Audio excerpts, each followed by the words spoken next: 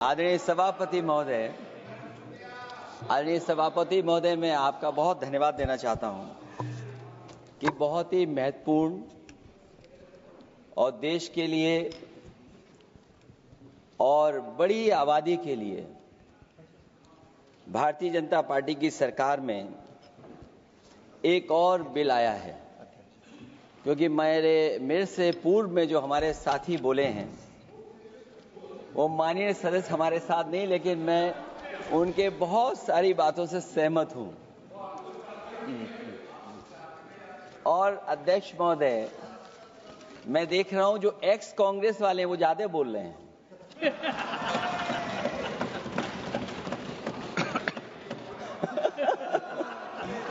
आदरणीय अध्यक्ष महोदय,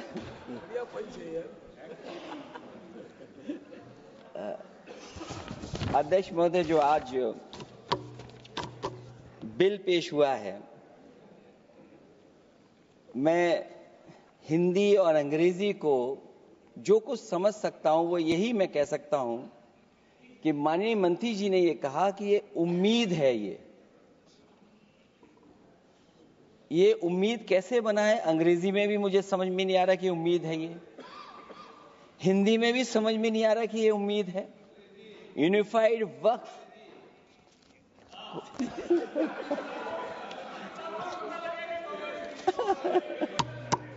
अध्यक्ष महोदय, यूनिफाइड वक्फ मैनेजमेंट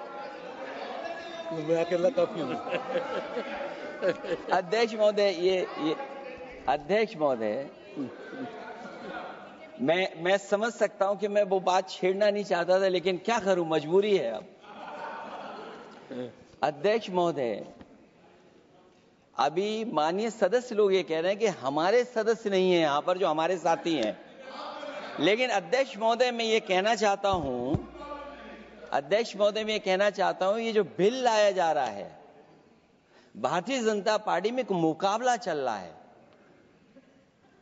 भारतीय जनता पार्टी के अंदर मुकाबला चल रहा है कि खराब हिंदू कौन बड़ा है।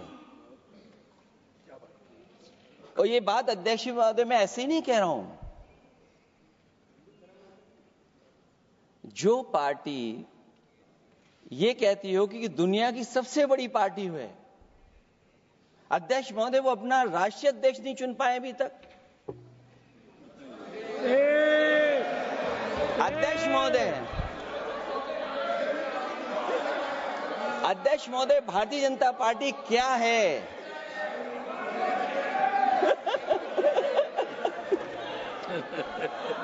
जी, मैं अखिलेश जी ने बहुत हंसते हंसते कहा है, इसको हंसते हंसते जवाब देना। इस सामने जितनी पार्टियां हैं उनका राष्ट्रीय अध्यक्ष उन 5 लोगों को ही चुनना है परिवार के। हमें माननीय अध्यक्ष जी करोड़ों सदस्यों में से 12-13 करोड़ सदस्य प्रक्रिया कर चुनना है तो देर लगती है। आपके यहां जरा भी देर नहीं लगेगी। मैं कह देता हूं अभी 25 साल तक आप अध्यक्ष हो जाओ, नहीं बदल सकता। अध्यक्ष महोदय, क्योंकि जो बात निकल के आई है वो मैं फिर आगे बढ़ा दूं। अध्यक्ष महोदय, जो बात सोशल मीडिया या और जगह गुपचुप हो रही है, कहीं ऐसा तो नहीं था कि अभी कुछ दिन पहले यात्रा जो हुई है वो कहीं 75 वर्ष की एक्सटेंशन वाली यात्रा तो नहीं थी? अध्यक्ष महोदय, ये जो इस बार जो वक्फ बिल आया है, नाकामी का पर्दा इस बार है वक्फ बिल। और नाकामी को एक आध नहीं है, मैं कई नाकामियां बता सकता हूं। अभी मैं माननीय सदस्यों को सुन रहा था, वो पुराने कई बिल उनके बारे में चर्चा कर रहे थे कि कितने प्रोग्रेसिव बिल लेकर के आए हैं। मुझे याद है मैं उत्तर प्रदेश में उस समय था और मुझे लगा कि शायद इनकी वो बात ठीक होगी। एक ये बहुत तैयारी के साथ फैसला लेकर के आए थे और फैसला ये लिया था आधी रात के आज के बाद नोट नहीं चलेंगे, नोट बंद हो जाएंगे। अध्यक्ष महोदय, उस नोटबंदी नाकामी के बारे में भी तो चर्चा हो जाए कि अभी भी न जाने कितनी जगह पर कितना रुपया निकला जा रहा है। कितना निकल करके आ रहा है। केवल नाकामी नोटबंदी की नहीं, नाकामी बेरोजगारी की भी है, नाकामी महंगाई की भी है, नाकामी किसान की आय दोगुनी नहीं कर पाए वो भी इनकी नाकामी है। मुझे याद है एक माननीय मंत्री जी पूरे देश की नदियों के बारे में बीओडी बता रहे थे, लेकिन माननीय मंत्री जी ये भूल गए कि उनके शहर में, उनके क्षेत्र की जो नदी है उसकी बीओडी क्या है।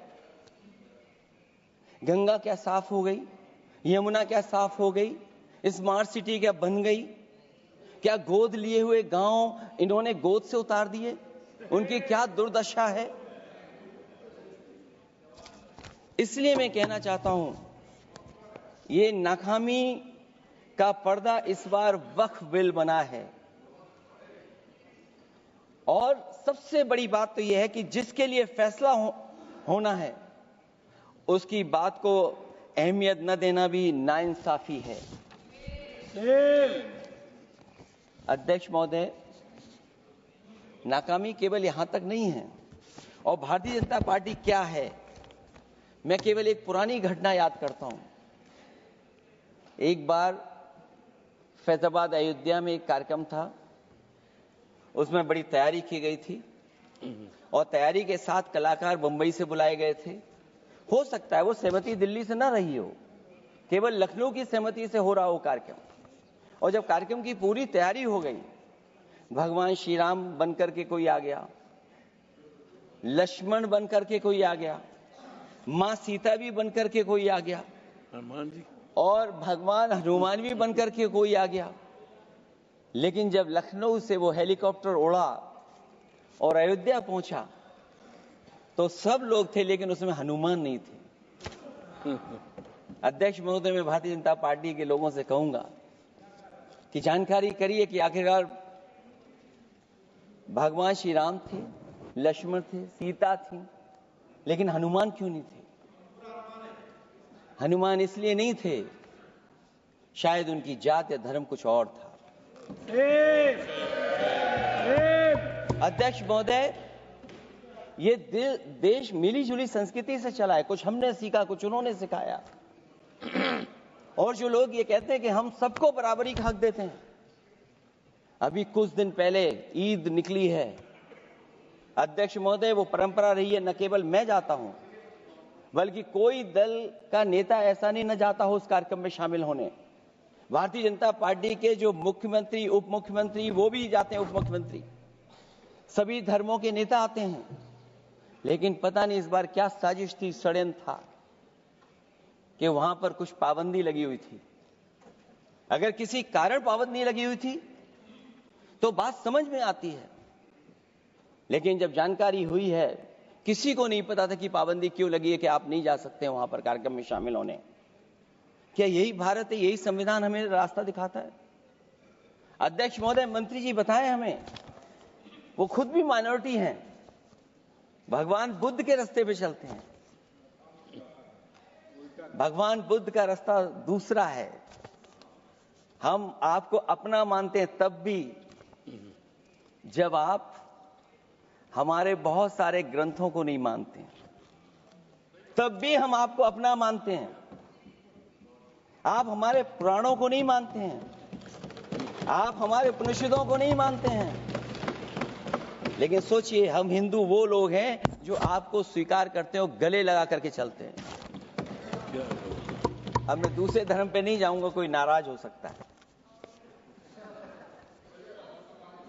मैं दूसरे धर्म के बारे में नहीं जा सकता, मैं केवल यही बताता हूं। और मैं उत्तर प्रदेश में, अध्यक्ष जी, जहां से आता हूं, मैं अपमान नहीं कर रहा हूं, मैं सच बोल रहा हूं। और ये बिहार के चुनाव में जो आप कह रहे हैं कि महिलाओं को 2 मेंबर बना दिया, इस बार मैं भी देखूंगा आगे भारतीय जनता पार्टी कितनी महिला लोगों को टिकट देंगे वहां पर।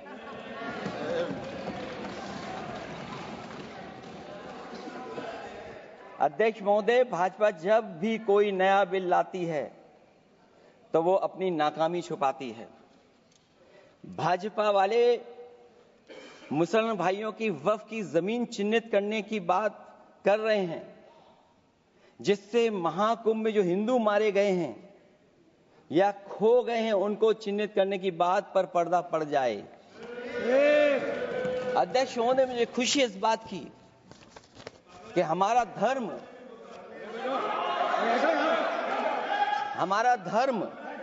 अध्यक्ष महोदय नहीं कुछ कहना चाहते हैं नहीं प्लीज, उनको अलाउ नहीं किया। अध्यक्ष महोदय,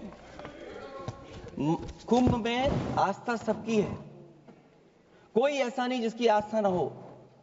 और कुंभ कोई पहली बार नहीं हो रहा था।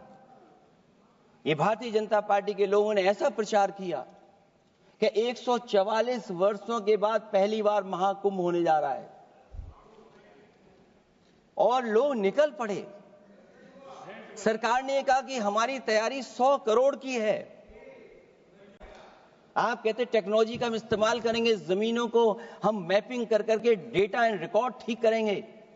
अध्यक्ष महोदय, ये बताएं कि वो 30 लोग कौन थे, उनके नाम क्या थे जिनकी जान चली गई, न केवल जान जाने वालों की, बल्कि अध्यक्ष महोदय ये सरकार बताए कि जो लगभग 1000 हिंदू खो गए हैं, जो अभी तक नहीं मिले, जो अभी तक नहीं खोज पाए हैं, वो 1000 हिंदू की सूची कहां है?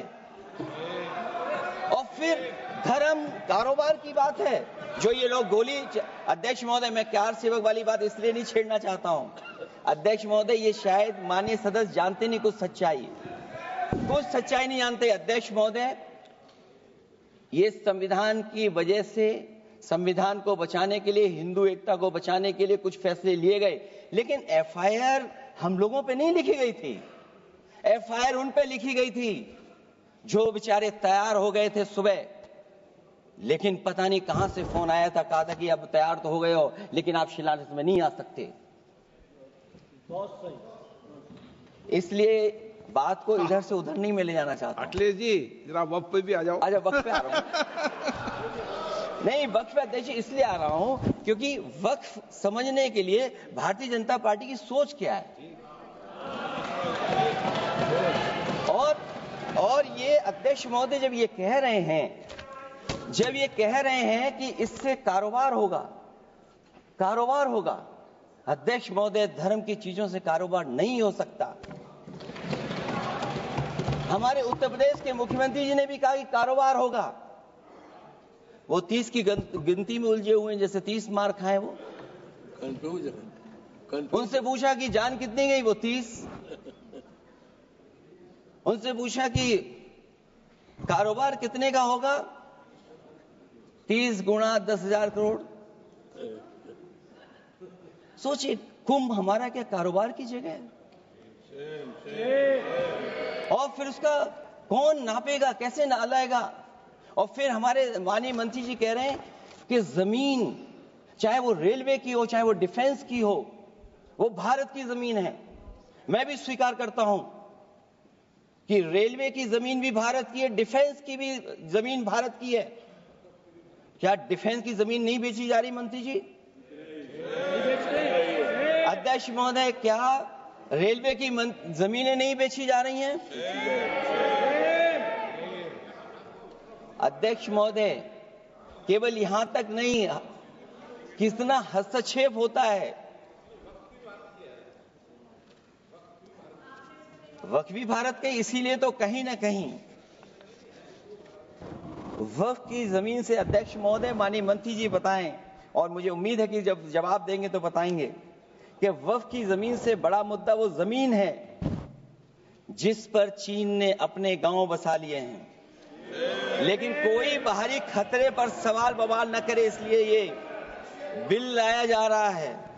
और माननीय मंत्री जहां से आते हैं, जिस प्रदेश से आते हैं, कम से कम ये तो बताएंगे कि वहां कितने चीन ने गांव बसा लिए, घर बन गए हैं।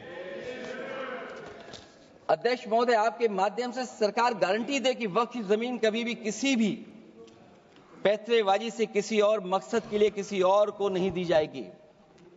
वक्फ की वर्तमान व्यवस्था में चाहे 5 साल के धर्म पालन की पाबंदी की बात हो, या कलेक्टर से सर्वेक्षण के हस्तक्षेप की बात हो, या वक्फ परिषद या बोर्ड में बाहरियों को शामिल करने की बात हो, इन सब का उद्देश्य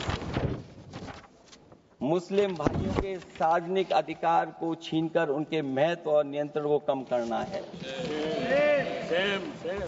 ट्रिब्यूनल के निर्णय को अंतिम न मानकर उच्च न्यायालय में लेकर जाने की अनुमति देना दरअसल जमीनी विवाद को लंबी न्यायिक प्रक्रिया में फंसाकर वक्फ भूमि पर कब्जों को बनाए रखने का रास्ता खोलेगा। सबसे बड़ी बात यह कि वक्फ बिल के पीछे की न तो नीति सही है न नीयत। ये देश के करोड़ों लोगों से उनके घर दुकान छीनने की भी साजिश है। भाजपा एक अलोकतांत्रिक पार्टी है। वो असहमति को अपनी शक्ति मानती है। जब देश के अधिकांश राजनीतिक दल वक्फ बिल के खिलाफ हैं, तो उसे लाने की जरूरत क्या है जो जिद क्यों कर रहे हैं सरकार। वक्फ बिल का लाना भाजपा की सियासी हट है। वक्फ बिल भाजपा की सांप्रदायिक राजनीति का नया रूप है। वो तो आपको काटेगा, और इसलिए काटेगा कि अध्यक्ष महोदय बाहर ये लिखते हैं सत्यमेव जयते, बाहर है लिखते सत्यमेव जयते, भाजपाई अंदर असत्य बात कहते। भाजपा वक्फ बिल लाकर अपने उन समर्थकों का तुष्टीकरण करना चाहती है जो भाजपा की आर्थिक नीति, महंगाई, बेरोजगारी, बेकारी और चौपट अर्थव्यवस्था से उसे छटक गए हैं। क्योंकि अध्यक्ष महोदय, जब से वोट में गिरावट आई है और खासकर उत्तर प्रदेश में भी, तब से भारतीय जनता पार्टी की कोशिश है कि अपना वोट कैसे संभाला जाए। ये वोट को संभालने के लिए बिल लाया गया है। भाजपा का लक्ष्य वक्फ की जमीनों पर है। इन जमीनों का नियंत्रण अपने हाथ में लेकर इन जमीनों को पिछले दरवाजे से अपने लोगों के हाथों में दे देना चाहती है। भाजपा चाहती है कि वक्फ बिल लाने से मुस्लिम समुदाय को लगे कि उन पर हक को मारा जा रहा है, वो उद्वेलित हों और भाजपा को ध्रुवीकरण की राजनीति करने का मौका मिल सके।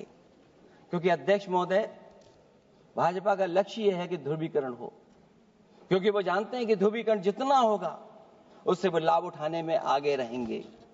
तो ये वक्फ बिल जो लाया जा रहा है वो अपनी वोट बैंक को संभालने के लिए और समाज को बांट करके ध्रुवीकरण राजनीतिक लाभ लेने के लिए लाया जा रहा है। और अगर इसके लिए नहीं लाया होता तो पहले से जो जितने फैसले लिए सरकार ने, क्या उससे देश और प्रदेश में कोई बड़ा बदलाव आ गया है? अगर स्मार्ट सिटी का बात करें तो कितनी स्मार्ट सिटी बन गई है आपकी? आपके नोटबंदी की वजह से न जाने कितना रुपया कहां निकल रहा है। और डर तो ये लगता है कहीं भाजपा वाले दूसरों के पैसा रख करके न पकड़वा दें। वक्फ बिल के आने से पूरी दुनिया में एक गलत संदेश भी जाएगा। इससे देश की सेकुलर इमेज को बहुत धक्का लगेगा। वक्फ बिल भाजपा की नफरत की राजनीति का एक और अध्याय है। मैं अंत में कहना चाहता हूं कि अभी तो आपने साथी संभाल लिए हैं, एक साथी तो मुझे दिखाई नहीं दे रहा है। और हमारे जिनका हमने सम्मान किया, हमें कहां ले गए आप? और हमें यहां छोड़ गए आप, हमें छोड़ गए। हमें देखिए सभापति महोदय देखिए राजनीति क्या है। हमने आपका हाथ पकड़ा और हम यहां आ गए, और आप हमारा हाथ छुड़ा करके वहां चले गए। इसलिए देखिएगा कब हमारा इनका हाथ मिल जाए। और मैं अध्यक्ष सभापति महोदय ये कहना चाहता हूं कि वक्फ बिल भाजपा के लिए वाटरलू साबित होगा। क्योंकि ऊपर से तो हाँ हाँ कह रहे हैं, लेकिन अंदर ही अंदर बहुत सारे साथी सहमत नहीं है। मैं अंत में इतना ही कहना चाहता हूं कि ये वक्फ बिल जो लेकर के आए हैं, कोई उम्मीद लेकर के नहीं आ रहा है। ये सोची समझी रणनीति का हिस्सा है। क्योंकि इनका जो बोर्ड बिखर गया है, ये मुस्लिम में भी बंटवारा चाहते हैं। मुस्लिम इस्लाम धर्म में कहीं बंटवारा नजर नहीं आता है, लेकिन इनकी कोशिश है कि इस बिल के माध्यम से हम मुस्लिम भाईचारा में भी बंटवारा करते हैं। बंटवारा तो पीडीए करेगा। अभी देखिएगा सभापति महोदया, हमारे एक सदस्य कह रहे थे कि चुनाव बहुत अच्छा होता है। इनसे बेहतर किसने चुनाव देखा होगा? चलिए धन्यवाद। वोट ही नहीं डालने दिया। चलिए सभापति महोदया, मैं धन्यवाद देता हूं।